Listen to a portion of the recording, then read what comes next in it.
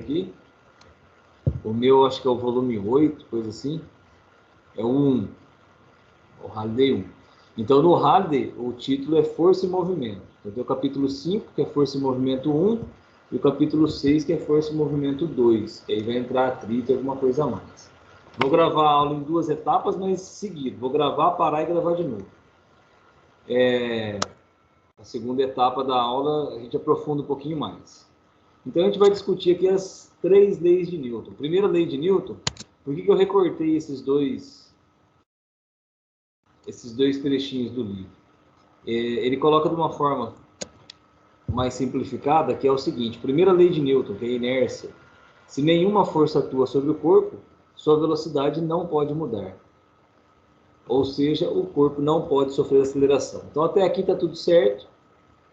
Lembrando que a gente está falando de velocidade vetorial. Então, quando ele fala em velocidade mudar, o vetor velocidade, ele tem 3 características: módulo, direção e sentido. Então, quando ele fala em mudar a velocidade, pode ser mudar o módulo, direção e sentido. E quem que faz isso? A aceleração. Então até aqui está certo. Se não tem nenhuma força, a velocidade não pode mudar. Não tem aceleração. A questão é o seguinte: quando a gente fala não tem nenhuma força, pode te levar ao erro. Então tem um enunciado um pouquinho mais completo, que é esse aqui, ó. Se nenhuma força resultante atua no corpo, a sua velocidade não pode mudar, o resto é igual. Ou seja, o corpo não sofre aceleração.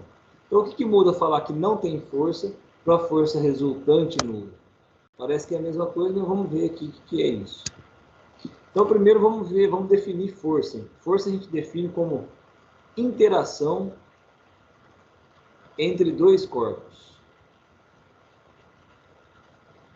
Interação entre 2 corpos. Ou seja, não tem como eu ter força se eu tiver um corpo só. Vai ser sempre a interação entre 2 corpos. Essa interação pode ser uma interação que envolve, por exemplo, contato. Vamos imaginar aqui uma superfície, o chão, e esse corpo foi depositado, foi colocado em cima dessa superfície. Ou seja, existe um contato, existe uma pressão aqui, ó, entre as 2 superfícies. Esse contato pode ser um exemplo de força. É a interação entre o bloquinho e o chão. Beleza, eu posso colocar uma cordinha aqui, ó, e puxar essa cordinha. A interação entre a cordinha e o bloco recebe o nome de tração. É a interação entre 2 corpos, é uma força. Então, força sempre interação entre 2 corpos. Só que eu posso ter força que não envolve contato. Por exemplo, se eu tiver aqui um ímã, o polo norte e o polo sul desses 2 ímãs aqui, ó, ele sofre uma força de atração, interação entre 2 corpos. Aí eu vou dar o nome aqui de interação. Essa interação vai receber o nome de campo, força de campo. No caso aqui seria um campo magnético. Da mesma forma, você pode ter um campo gravitacional, que é um tipo de força, é um tipo de interação entre 2 corpos que não envolve o contato, não precisa do contato. Então você vai ter força elétrica, devido ao campo elétrico, força magnética devido ao campo magnético, força gravitacional devido ao campo gravitacional. Então força de campo é isso, não envolve contato. Essa é uma das classificações de força. Eu posso classificar a força, então, quanto ao contato. Uma primeira classificação seria: tem contato ou não? Então é força de campo. Tem uma segunda classificação, um pouquinho mais complexa, que ela classifica em forças gravitacionais, forças eletromagnéticas, forças nucleares, que aí tem nuclear fraca e nuclear forte. Nuclear forte. E eu escrevi aqui numa ordem crescente. A força mais fraquinha de todas é a gravitacional. a força entre os planetas, a força entre você e a Terra, é uma força pequenininha comparada com a eletromagnética, que é pequenininha comparada com a nuclear fraca, que é pequenininha comparada com a nuclear forte. Isso aqui fica só a título de curiosidade, vamos para o que interessa. E a força resultante, que é o que eu citei ali na primeira lei de Newton, inércia. A força resultante você vai calcular da seguinte forma. Por exemplo, se eu tiver as duas forças para o mesmo lado, você vai somar as duas. Por exemplo, se eu tiver uma força para um lado e outra força para o outro, você vai subtrair uma da outra. Um terceiro caso particular, se eu tiver duas forças perpendiculares, você vai fazer Pitágoras. A resultante aqui vai ser a hipotenusa. Um quarto caso particular, eu tenho duas forças idênticas assim, em módulo, né? Duas forças de mesmo valor e um ângulo de 120 graus entre elas. A força resultante é uma delas. Então, esses são 4 casos particulares. Se não entrar em nenhum desses casos, aí você tem que usar a lei dos cossenos.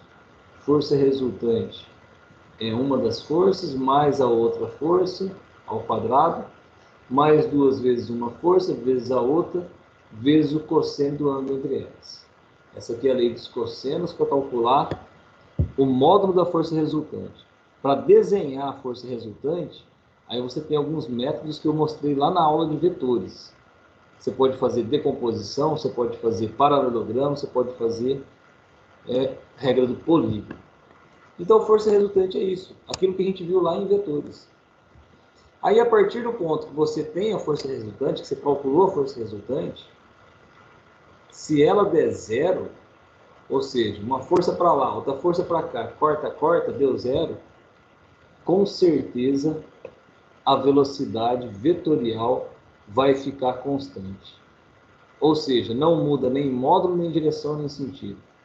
Você vai ter ou movimento retilíneo uniforme ou repouso. Ou seja, se vocês aprenderam também que a primeira lei de Newton, ela tem o seguinte enunciado. Um corpo que está parado, a tendência dele é continuar parado. Um corpo que está em movimento, a tendência dele é continuar em movimento, só que retilíneo e uniforme. Tudo isso aqui significa a mesma coisa, velocidade vetorial constante. Certo? Isso é inércia. Vamos lá, segunda lei de Newton. Segunda lei de Newton, ela é representada por essa equação aqui, ó, força, massa vezes aceleração. Força, meu amor. A força resultante que age sobre um corpo é igual ao produto da massa pela aceleração. O que quer dizer isso? Quer dizer o seguinte, que primeira lei vai acontecer quando você tiver resultante igual a zero. Segunda lei é quando a resultante não é zero. Se ela não é zero, você vai ter que calcular ela. Como é que calcula? Força, meu amor.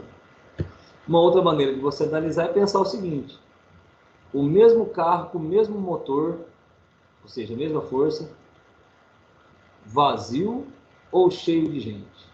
Muda alguma coisa na aceleração dele? Muda. O meu Fusquinha vazio, ele vai de 0 a 80 em 3 minutos. O meu Fusca cheio de gente, com 30 pessoas dentro, ele vai de 0 a 80 em 2 horas e meia. Demora bem mais. Então a aceleração muda à medida que eu mudo a massa. Força, meu amor. Então quando a gente for ver aplicações das leis de Newton, a gente vai aplicar principalmente essa aqui, a segunda lei. Antes da gente ver a terceira lei de Newton, vamos começar a ver algumas forças. Ó, lá, lembra que essa primeira aula que eu dou é uma revisãozinha do ensino médio. Então lá no ensino médio a gente aprende que peso é massa vezes gravidade. Você vê que é uma aplicação dessa fórmula aqui, né? Ó, força é massa vezes aceleração. Força, peso, massa vezes aceleração da gravidade. certo? Bom, o que mais que a gente tem que saber a respeito disso aqui? Força não é interação entre dois corpos? Interação entre dois corpos. Então a força-peso deveria ser a interação entre dois corpos. Quais são esses corpos? A Terra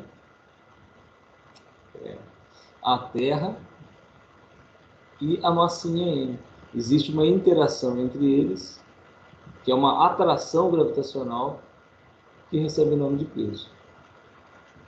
Isso lá no ensino médio. Agora, no Halliday, a gente vai ver que o nome correto dessa força é força gravitacional. Certo? Então, interação entre dois corpos. Massa atrai massa. Essa que é a explicação do peso. A definição de peso. Massa atrai massa. Então, a massa da Terra atrai essa massinha. Força, peso, massa vezes gravidade. Tá. Antes da gente falar de força normal, vou falar o seguinte. Eu vou falar da terceira lei. E aí morre aqui. Ó. Terceira lei de Newton. Quando dois corpos interagem, as forças que cada corpo exerce sobre o outro são iguais em módulo e têm sentidos opostos. O que ele quer dizer com isso? Ele quer dizer o seguinte. Toda ação tem uma reação. Certo? Vocês já ouviram esse termo. Ação e reação. Aí a pessoa te dá um tapinha, você vai lá e dá um tapão. E fala, ó, toda ação tem uma reação. Tá errado isso que você fez, porque ação e reação têm módulos iguais. Isso aqui é um símbolo de igual. Ação e reação têm direções iguais. Ação e reação têm sentidos opostos. E a última coisa eu falo já já. Ou seja, se você levou um tapinha, se o tapa que você levou na cara foi uma ação, a reação já aconteceu instantaneamente, automaticamente. Instantaneamente não, aconteceu ao mesmo tempo. Você tomou um tapa na cara, ao mesmo tempo você deu uma carada na mão. Então, você não tomou um tapa. Aconteceu uma interação entre a mão e o rosto. O rosto sentiu a mão sentiu o rosto. Então, se é uma interação entre os dois corpos, eles vão sentir no mesmo modo. É lógico que a consequência pode ser diferente. O rosto fica vermelho, a mão não. Mas a intensidade é a mesma. Direções iguais, ou seja, horizontal, horizontal, vertical, vertical, inclinado, inclinado. E sentidos opostos. Então, vamos imaginar aqui, ó. Vou desenhar aqui um queixo. Isso aqui é um queixo, nariz, a boquinha, o olho, a testa do menino, aqui está. Aí esse cara aqui toma um soco. O soco exerce uma força horizontal para a direita. Ao mesmo tempo que acontece o soco no queixo, acontece uma queixada na mão. Horizontal para a esquerda. Então, direções iguais, módulos iguais, tá vendo? O tamanho da seta tem que ser igual. E sentidos opostos, direita e esquerda. Isso aqui é um par ação e reação. Para terminar, o que estava faltando aqui é que ação e reação sempre acontecem em corpos diferentes. A ação é o soco no queixo, a reação é a queixada na mão. Então, uma força é aplicada num corpo, a ação é aplicada num corpo, a reação é aplicada no outro. Essa é a terceira lei de Newton. Por que eu fiz esse parênteses antes de falar sobre normal? Porque é o seguinte, olha só. A força normal, ela tem esse nome normal, não é porque ela pode ser anormal, não é isso não. Ela é normal, a gente usa o termo normal para falar que é perpendicular. Tá vendo o símbolozinho de 90 graus aqui, ó? Ela é perpendicular. Então a força normal vai ser sempre perpendicular à superfície. Vamos desenhar as forças aqui. Então tem aqui essa ilustração lá do Halliday, que é uma abóbora sobre uma mesa. A abóbora tem massa, a terra tem massa, massa atrai massa. Então tem uma força aqui, ó, lá no ensino médio a gente chama de peso, que é a terra atraindo a abóbora. Para você achar a reação, você inverte a frase. Se a terra atrai a abóbora atrai a terra. Vamos chamar de pelinha. Então, qual que é o par ação e reação? P e P'. Só que acontece o seguinte, a abóbora deveria cair na terra. Ela não cai por quê? Por causa da superfície da mesa. A mesa segura a abóbora. Então, quer dizer que essa abóbora, ela empurra a mesa para baixo. Vamos chamar isso aqui de contato. Contato entre a abóbora e a mesa. Can. Vamos inverter a frase. Se a abóbora empurra a mesa para baixo, a mesa empurra a abóbora para cima. Esse é o contato entre a mesa e a abóbora. Certo? Então, esse que é o segredo. Você inverte a frase. Aí você tem o par ação e reação. O que é o peso? Terra atrai a abóbora. Então, o que é P'? Abóbora atrai a terra. O que é can? É o contato entre abóbora e mesa. O que é o CMA? Contato entre mesa e abóbora. É só inverter a frase e você tem o par ação e reação. Aí, o que vai acontecer na prática? Esse contato entre mesa e abóbora, essa reação da mesa, recebe o nome de normal. E vai acontecer que a normal vai cancelar o peso. Você vai falar que peso cortou com o normal. Por quê? Porque elas são iguais em módulo. Certo? Por isso que elas cortam uma com a outra. Só que elas não são um par ação e reação. Professor. Oi, pode falar. Eita, foi mal. Então o airbag serve para aumentar o tempo de ação e reação? Mas vai aumentar nos dois, né? O tempo, então a ação e reação seria o seguinte: o airbag, você empurra o airbag para frente e ele te empurra para trás. Isso acontece no mesmo tempo. Qual que é a vantagem disso? A vantagem, eu acho que fica mais fácil da gente enxergar o airbag aqui na segunda lei. Ó, na segunda lei. Porque a aceleração é ΔV por ΔT. Se eu aumento o tempo, diminui a força. Então o airbag serve para isso, para ele aumentar o tempo de frenagem. Vai ser o mesmo ΔV. O teu corpo estava a 100 km por hora junto com o carro. O carro parou de uma vez. O teu rosto, se ele parar de uma vez, você morre. Então o airbag faz você ir de 100 a 0 num ΔT maior. Então imagina que, não precisa imaginar não, eu escrevo. Força resultante, massa vezes ΔV por ΔT. Então eu vou ter o mesmo ΔV, com ou sem airbag. Você está a 100 e vai parar a 0. A diferença é que com o airbag aumenta o tempo. Se aumenta o tempo de frenagem, diminui a força resultante sobre o teu rosto. Aí talvez você sobreviva. Mas, se a gente for falar em ação e reação, a força que teu rosto exerce no airbag é igual à força que o airbag exerce no teu rosto. Entendi, obrigado. De nada. E uma última força que a gente vai ver aqui é a força de tração, que eu já acabei comentando ali. A força de tração sempre vai surgir sempre que você tiver corda ou um cabo, certo? E é uma força de tensão, né? Você estica a cordinha te puxa. Então, na mãozinha do cara, aparece uma força puxando ele de volta. Vamos imaginar essa cordinha como um elástico, puxando ele de volta. Já no bloquinho, a cordinha puxa para a direita. No bloquinho puxa para a direita, na mãozinha, no segundo desenho, puxa para cima. Aqui puxa para cima, que também puxa para cima. Então é sempre uma força de tensão, de tração, a força na corda. Aí esses exemplos aqui estão fáceis, né?